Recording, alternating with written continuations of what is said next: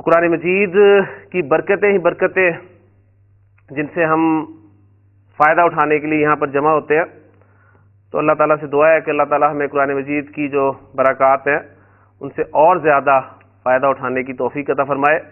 یہ حدیث میں نے اس لیے بھی آپ کے سامنے بیان کیا ہے کہ اس میں جو نکرہ الفاظ استعمال ہوئے ہیں، سبق بھی ہمارا معرفہ اور نکرہ کا جو ہے وہ مکمل ہو گیا. لیکن چونکہ ابھی ہم نے تازہ اس کے بارے میں پڑھا ہے، تو معرفہ کے تراجم میں نے آپ کے سامنے سبق میں بیان کر دیے تھے. تو آج نکرہ کے حوالے سے چند باتیں آپ کے ساتھ میں شیئر مزید کروں گا. تو نکرہ کا ترجمہ میں نے آپ کے سامنے کچھ کی صورت میں کیا ہے، کسی کی صورت میں کیا ہے. ٹھیک، عربی زبان میں نکرہ اس کے علاوہ اور معنی میں بھی استعمال ہوتا ہے. یہ انشاءاللہ تعالیٰ آپ جو آگے جائیں گے آپ کے علم میں اضافہ ہوگا. ایک دو ایگزامپل آپ کے سامنے رکھتا ہوں. سورۃ العصر کی جو آیت ہے والعصر ان الانسان لفی خسر، تو خسر کا لفظ دیکھیں نکرہ استعمال ہوا ہے. تو اب وہاں پر آپ اس کا ترجمہ یہ نہیں کریں گے کہ بے شک تمام انسان کسی نقصان میں ہے. نہیں، نکرہ جو ہے وہ کبھی کبھی تعظیم کے لیے استعمال ہوتا ہے، عظمت بتانے کے لیے، بڑائی بتانے کے لیے استعمال ہوتا ہے. یعنی تمام انسان ایک بہت بڑے خسارے میں ہے. تب یہاں پر نکرہ کا ترجمہ دیکھیں ہو رہا ہے بہت بڑا خسارہ. یعنی الخسر نہیں کہا، خسرن.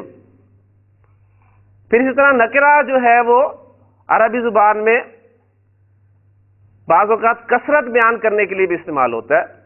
مثلا عربی زبان میں کہا جاتا ہے کہ لفلان مالن، مالن، مال کا لفظ نکرہ استعمال کیا گیا اور اس سے مراد یہ لی جاتی ہے کہ فلاں کے پاس بہت زیادہ مال ہے.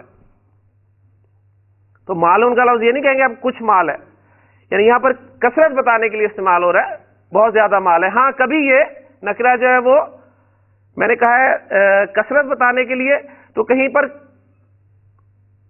کمی بتانے کے لیے بھی استعمال ہوتا ہے. پھر کانٹیکٹ سے پتہ چلتا ہے کہ کہاں پر یہ کثرت بتانے کے لیے استعمال ہوا اور کہاں پر جو ہے یہ کم چیز کو بیان کرنے کے لیے استعمال ہوا. جیسے قرآن مجید کی آیت ہے وَرِضْوَانٌ مِّنَ اللَّهِ اکبر، رضوان. اب اس کا ترجمہ آپ دیکھیں گے بہت پیارا ترجمہ ہے کہ تھوڑی سی رضامندی بھی اللہ کی طرف سے، اکبر بہت زیادہ ہے. یعنی اللہ کی ہمیں تھوڑی سی بھی رضا اگر حاصل ہو گئی تو یہ ہمارے لیے بہت ہی زیادہ ہے. تو وہ رضوان من اللہ اکبر.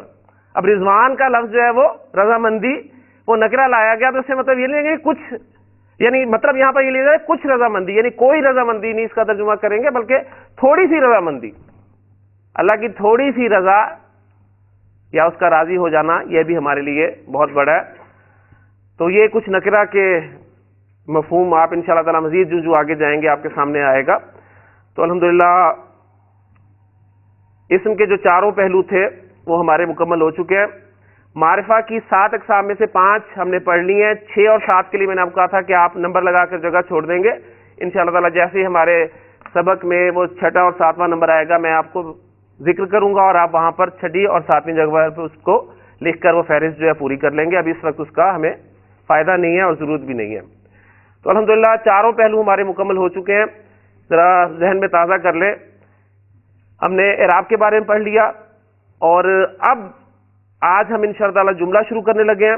تو اس حوالے سے جملے میں یہ چاروں پہلو آپ کو صحیح طریقے سے معلوم ہونے چاہیے، اس لیے کہ ہم نے پڑھا تھا کہ ہم کسی اسم کو جملے میں استعمال نہیں کر سکتے جب تک ہمیں اس کے بارے میں 4 باتیں اچھی طرح معلوم نہ ہوں. تو میں چاہوں گا کہ ذرا جملہ شروع کرنے سے پہلے ہم ان چاروں پہلوؤں کو تیزی سے دہرا لیں.